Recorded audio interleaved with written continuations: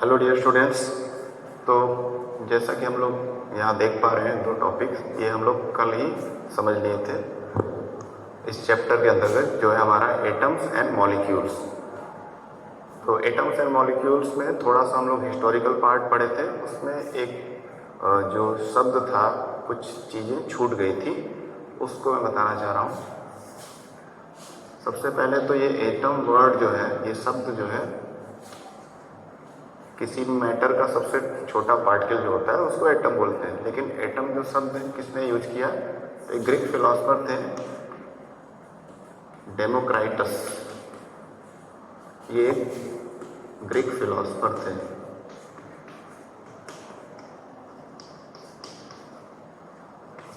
तो इन्होंने ही सबसे पहले ये टर्म एटम यूज किया सबसे छोटे पार्टिकल के लिए जिससे मैटर बना होता है ना। और ये वेस्टर्न वर्ल्ड के हिसाब से, अगर हम लोग इंडियन कल्चर के हिसाब से एंशिएंट इंडिया में देखें 500 BC के समय के आसपास, तो हम लोगों ने कल पढ़ा था कि महर्षि कनद जो थे उन्होंने परमाणु शब्द दिया था, जिसका अल्टीमेटली मीनिंग होता है एटम, यानी सबसे सूक्ष्मतम, सबसे स्मॉलेस्ट पार्टिकल किसी भी मैटर का। तो एटम वर्ड किसने दिया था, डेमोक्राइटस ने। ओके, देन उसके बाद हम लोगों ने पढ़ा था लॉ ऑफ केमिकल कॉम्बिनेशन, यानी कैसे ये एटम्स या छोटे छोटे पार्टिकल्स एक दूसरे से कंबाइन होते हैं और मॉलिक्यूल या कंपाउंड बनाते हैं। तो उसके लिए फिर दो इसमें थ्योरीज दी गई थी लेवोशिया के द्वारा, एंटोनी लेवोशिया के द्वारा। सबसे पहला था law of conservation of mass. Law of conservation of mass क्या बोलता है कि मास जो है किसी भी वस्तु का, किसी भी मैटर का मास जो है वो हमेशा कांस्टेंट रहता है, वो कभी भी चेंज नहीं होता है ड्यूरिंग अ रिएक्शन। किसी भी रिएक्शन के दौरान कोई भी केमिकल इन्वॉल्व हो रहा है रिएक्शन में, उससे जो प्रोडक्ट बन रहा है उसके मास में कोई भी परिवर्तन नहीं होगा, वो सेम टू सेम रहेगा। ठीक। देन सेकेंड लॉ जो है law of constant proportion, proportion या रेशियो बोल सकते हैं इसको,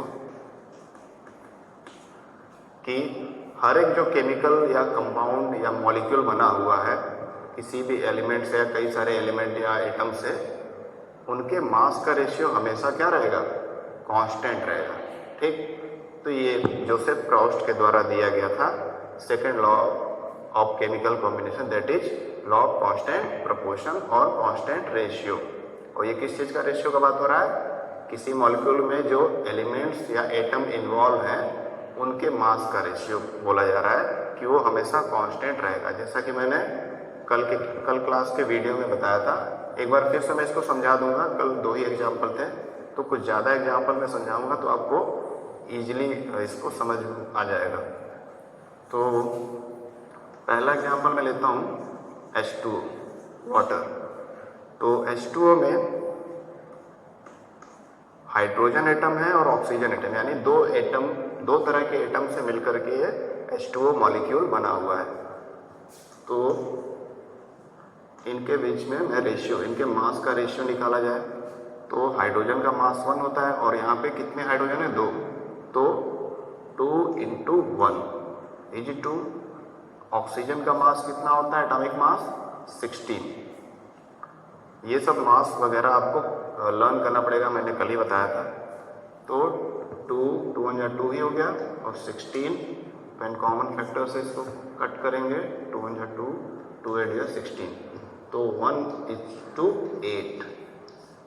ये रेशियो आया हाइड्रोजन और ऑक्सीजन के बीच में जब वो वाटर मॉलिक्यूल बनाते हैं।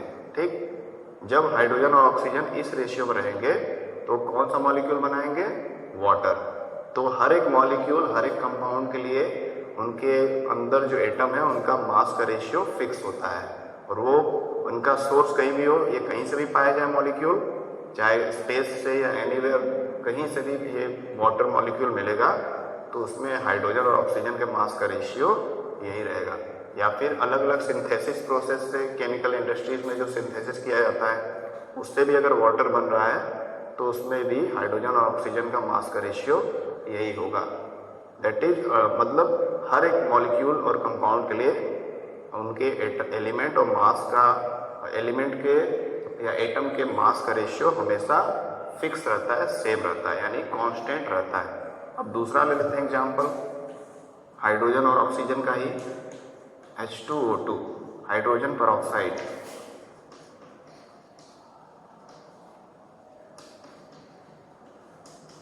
हाइड्रोजन पर ऑक्साइड, तो हाइड्रोजन पर ऑक्साइड में आप देखेंगे कि वाटर से थोड़ा सा डिफरेंट इनका फार्मूला है, क्योंकि यहाँ पे एक ऑक्सीजन एटम है, यहाँ पे 2 हो गए, तो फार्मूले में काफ़ी चेंजेस है। अब देखते हैं इसका कि मास का रेशियो क्या आता है। डेफिनेटली इसका मास का रेशियो इससे अलग आना चाहिए, क्योंकि ये कम्प्लीटली डिफरेंट कंपाउंड या केमिकल है वाटर से। तो 2 हाइड्रोजन हो गया, 2 × 1 इज 2, ऑक्सीजन भी 2 है, 2 × 16, तो 2 × 1 = 2 और 16 × 2 = 32, ये हो गया। 2 × 1 = 2, 2 × 16 = 32, तो 1:16। तो आप क्लियरली देख पा रहे हैं कि हाइड्रोजन परऑक्साइड के केस में हाइड्रोजन और ऑक्सीजन के बीच में मास का रेशियो क्या है, 1:16, जबकि वाटर के केस में हाइड्रोजन और ऑक्सीजन के मास का रेशियो 1:8 था, है ना। तो हर एक इससे ये क्लियर हो रहा है कि एटम्स भले वही रहे, वही हाइड्रोजन है, वही ऑक्सीजन है, लेकिन उनके कॉम्बिनेशन और उनसे जो नया कंपाउंड बन रहा है उनके मास का रेशियो हमेशा ही यूनिक रहेगा और वो कांस्टेंट रहेगा उस चीज़ के लिए। ये केमिकल कहीं भी सिंथेसाइज हो, कहीं भी पाया जाए, इसमें हाइड्रोजन और ऑक्सीजन के मास का रेशियो यही रहेगा। तो ये इसी तरह से सभी केमिकल के लिए फॉलो होता है ये रूल। और एक देख लेते हैं तीसरा एग्जाम्पल, कार्बन मोनोऑक्साइड का। तो कार्बन मोनोऑक्साइड में, ये कार्बन मोनोऑक्साइड है CO, कार्बन मोनोऑक्साइड, तो इसमें कार्बन का मास 12:2, ऑक्सीजन का मास 16। कॉमन फैक्टर से इसको कट करेंगे, 4 × 3 = 12 और 4 × 4 = 16, तो 3:4 रेशियो या प्रोपोर्शन आया है कार्बन और ऑक्सीजन के मास का इन कार्बन मोनोऑक्साइड। इस अब कार्बन और ऑक्सीजन से रिलेटेड ही मैंने कल आपको बताया था। अगर चौथा एग्जाम्पल देखा जाए, ये एक जैसे एटम्स का कुछ एग्जाम्पल है, ये एक जैसे CO2, तो यहाँ पर कार्बन का 12 मास, ऑक्सीजन का 16 × 2, 2 ऑक्सीजन है, तो 12:32। कॉमन फैक्टर से कट करेंगे इसको, 4 × 3 = 12, 4 × 8 = 32, तो 3:8 या 3:8। तो कार्बन और ऑक्सीजन के बीच में जो मास का रेशियो आया है या प्रोपोर्शन आया है, 3:8 आया है, किसके केस में, कार्बन डाइऑक्साइड के केस में। तो ऐसे ही हर एक जो केसेस हम लोग देखेंगे कंपाउंड या मॉलिक्यूल्स के, उसमें उनके एटम्स का मास का रेशियो डिफरेंट रहेगा और यूनिक रहेगा, और वो केमिकल कहीं भी पाया जाए, कहीं से भी बनाया जाए, उसका रेशियो हमेशा फिक्स रहेगा, सेम रहेगा। यही लॉ ऑफ कांस्टेंट प्रोपोर्शन कहता है। ठीक, अब आते हैं नेक्स्ट टॉपिक पे, ये आपको क्लियर हो गया होगा। तो हमारा ये law of chemical combination complete हो गया। उसके बाद हमारा नेक्स्ट टॉपिक जो होगा वो है Dalton's law of atomic theory.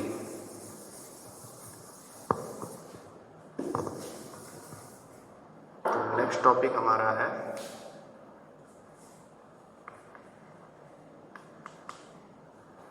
Dalton's atomic theory.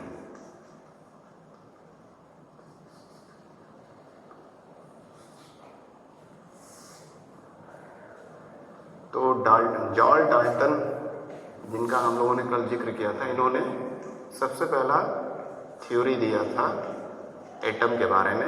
Atom के बारे में स्टडी करके इन्होंने बताया था कि एटम किस नेचर का है, उसकी क्या खासियत है, तो वही इसमें इंक्लूड किया गया है। तो इनके थ्योरी के हिसाब से अगर पहला पॉइंट देखें जो उन्होंने अपने थ्योरी में बोला था कि जो एटम होता है वो सबसे स्मॉलेस्ट पार्टिकल होता है, स्मॉलेस्ट पार्टिकल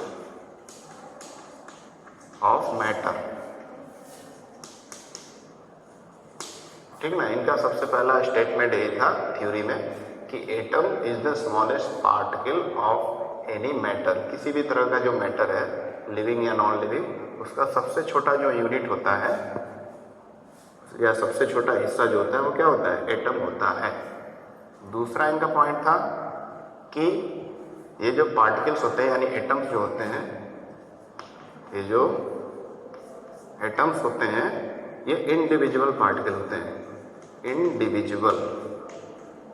इंडिविजुअल यानी जिनका डिवीजन न किया जाए, जिनको फर्दर तोड़ के और टुकड़े न किए जाए, इंडिविजुअल पार्टिकल्स, यानी ये इतने छोटे होते हैं कि इनको फर्दर डिवाइड नहीं किया जा सकता एटम को। ठीक। तीसरा इन्होंने बोला कि जो एटम्स होते हैं ये कंबाइंड होकर के क्या बनाते हैं, मॉलिक्यूल और कंपाउंड बनाते हैं। जैसा कि अभी हम लोगों ने लॉ ऑफ केमिकल कॉम्बिनेशन में समझा था कि कई सारे एलिमेंट मिलके, कई सारे एटम्स मिलके मॉलिक्यूल बना रहे थे। तो वही इनका थर्ड स्टेटमेंट था इनके थ्योरी का कि atoms combine to form compounds और molecules,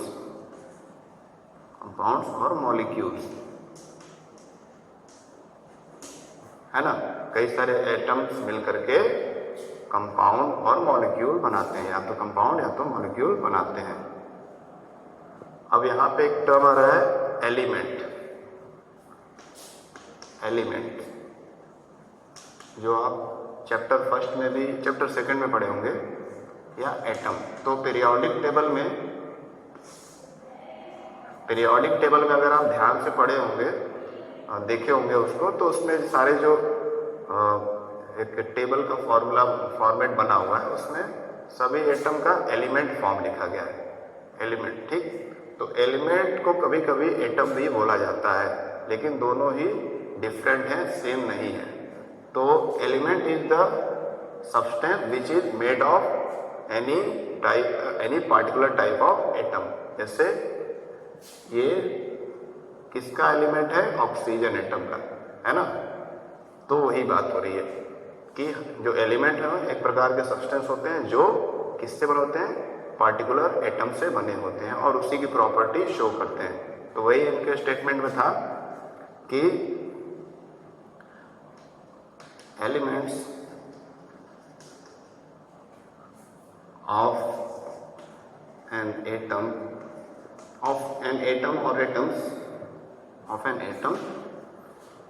shows same chemical properties.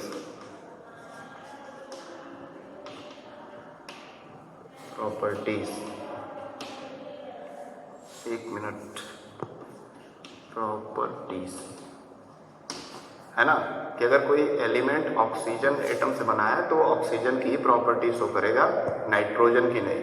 तो ये कहने का उनका अर्थ था कि जो भी एलिमेंट जिस एटम से बना है वो उसी एटम की प्रॉपर्टीज को शो करेगा, उसी की केमिकल प्रॉपर्टीज को शो करेगा। ठीक।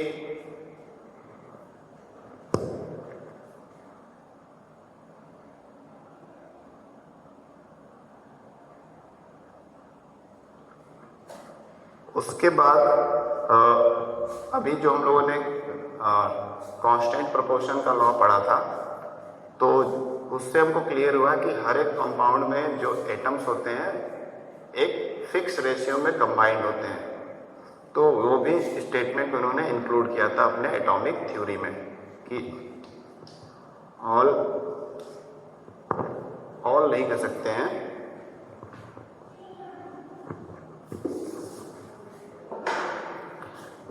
Atoms combine in fixed ratio और प्रोपोर्शन लिख सकते हैं, in fixed ratio of a whole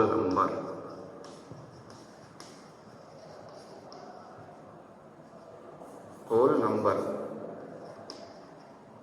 to form compounds.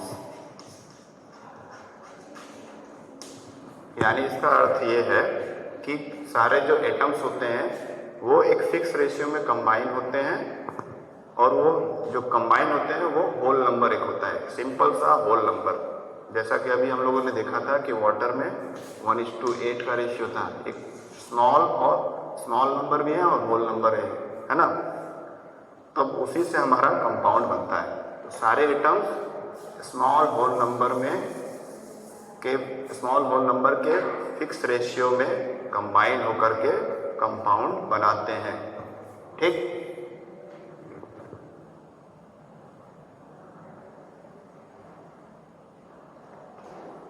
उसके आगे अगर हम लोग और प्रॉपर्टीज को देखा जाए, समझा जाए, तो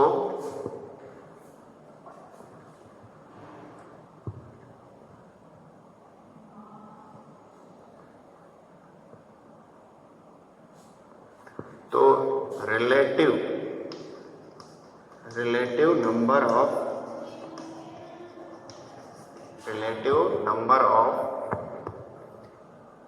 number and kind of atom are constant. Number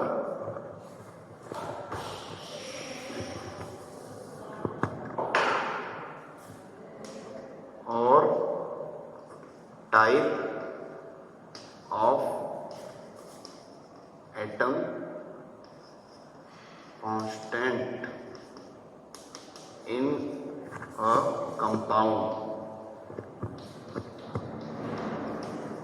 a compound.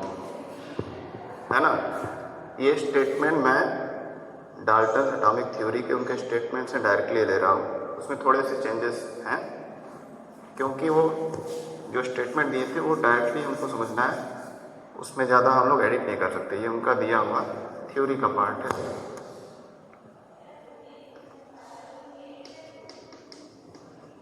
हाँ, तो रिलेटिव नंबर और type of atom constant in a compound, यानी किसी भी कंपाउंड में, किसी भी मॉलिक्यूल में, है ना। जैसे ये लेते हैं हाइड्रोजन सल्फाइड H2S मॉलिक्यूल, तो किसी भी कंपाउंड में जो नंबर होता है एटम्स का, जैसे यहाँ 2 हाइड्रोजन एटम है, एक सल्फर एटम, हाइड्रोजन सल्फाइड बना दिया। या किस तरह का एटम है, हाइड्रोजन का एटम है 2 और एक सल्फर का एटम है ना। तो एक फिक्स रहता है, कांस्टेंट रहता है, इसमें कोई चेंज नहीं होता है। हर एक कंपाउंड में कितने एटम्स हैं और कौन कौन से एटम है, ये फिक्स रहता है। जैसा कि हम लोग पहले ही देख चुके हैं लॉ ऑफ कांस्टेंट प्रोपोर्शन वाले में, कि हर एक मॉलिक्यूल का अपना नंबर ऑफ एटम फिक्स रहता है, और उसके साथ साथ कौन सा एटम है ये भी फिक्स रहता है। जैसे पानी में, वाटर में H2O रहेगा, ना कि H2O2, है ना। H2O रहेगा यानी 2 हाइड्रोजन और एक ऑक्सीजन एटम रहेगा, और इनके मास का रेशियो, इनकी संख्या और ये किस प्रकार के वो फिक्स रहेगा। तो वही इसमें बताया जा रहा है। तो ये कुछ की पॉइंट्स हैं जो डाल्टन एटॉमिक थ्योरी के, जॉन डाल्टन ने जो एटम का थ्योरी दिया था स्टडी करने के बाद, उसके कुछ की पॉइंट्स ये हैं। उसके बाद हम लोग नेक्स्ट टॉपिक पढ़ते हैं।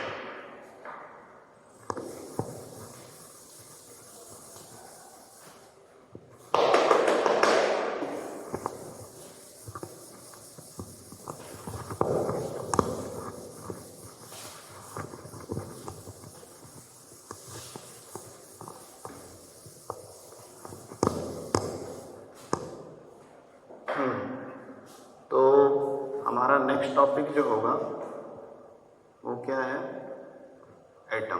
फिर से हम लोग इन सारे थ्योरीज को देखने के बाद फाइनली किस कंक्लूजन पे आते हैं कि एटम है क्या। ऐसे तो हम लोगों ने हिस्टोरिकल भी चीज़ें देख ली कि पहले के फिलोसफर्स ने क्या अपना व्यू दिया था एटम के बारे में, फिर बाद में रिसर्च के बाद जॉन डाल्टन ने अपना व्यू दिया और अपना एटॉमिक थ्योरी दिया। तो फाइनली एटम है क्या, इस निष्कर्ष पे हम लोग आएंगे इन सारे थ्योरीज के बाद, है ना। तो जिस प्रकार से एक वॉल होता है, दीवार होता है, उसमें कई सारी ईंटें जुड़ी होती हैं, है ना। दीवार में ईंटें जुड़ी होती हैं और दीवार से फिर बड़ी बिल्डिंगें बनती हैं, है ना। तो वही केस यहाँ समझाया जा रहा है कि जैसे दीवार में ईंटें होती हैं, वो ईंटों से बनता है बहुत बड़ा बिल्डिंग, है ना। तो वही केस है कि एक बिल्डिंग का सबसे मेन जो आधार है या बेसिक चीज है वो क्या है, एक ब्रिक, एक जो ईंट है। तो उसी से कंपेयर करके एटम आपको समझाया जा रहा है कि जिस तरह से एक बड़ी बिल्डिंग कोई हो जिसमें लाखों हजारों ईंटें लगी हों, तो एक ईंटा जो उसका मेन बेस है, बिना ईंटे के वो बिल्डिंग खड़ी नहीं हो सकती। उसी प्रकार से कोई मैटर है तो उसका भी सबसे छोटा यूनिट जो है वो क्या है, हमारा एटम है, ठीक। तो यही इसको समझाया जा रहा है। और उसके अलावा अगर समझना हो एटम के बारे में तो हम कंपेयर कर सकते हैं कि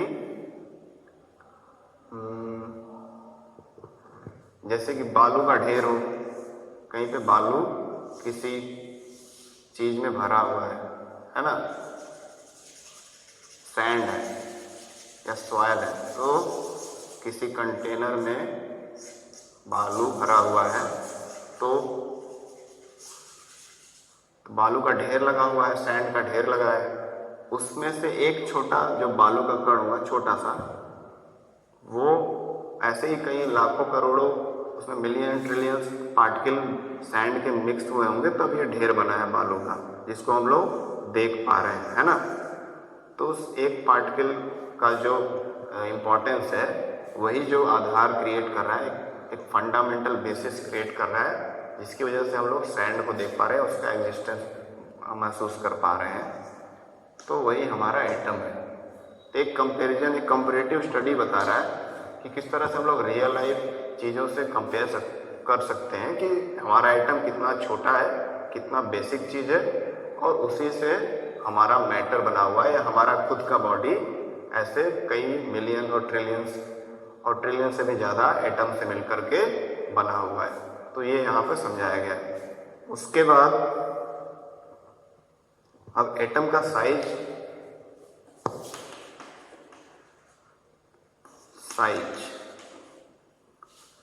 एक मिनट,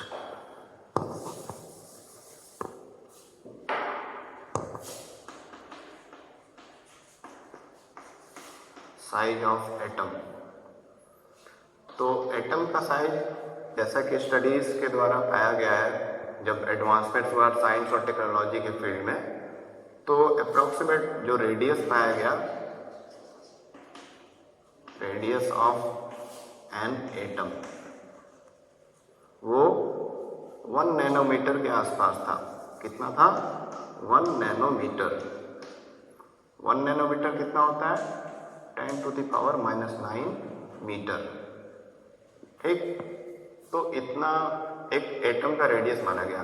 किसी भी पार्टिकल को या एटम को कैसा माना जाता है? सर्कुलर या स्फेरिकल शेप का माना जाता है। स्फीयर क्यों माना जाता है? क्योंकि किसी भी चीज का जो सेंटर से सबसे नजदीक पॉइंट हर तरफ से होता है वो होता है सर्कल। आप सभी जानते हैं कि सेंटर से इक्वी डिस्टेंट होता है हर तरफ, और साथ ही कोई फोर्स भी अप्लाई होगा तो इक्वली लगेगा हर तरफ। दैट्स वाई साइंस में अधिकतर चीज़ों को सर्कुलर माना गया है। बहुत सारी चीज़ों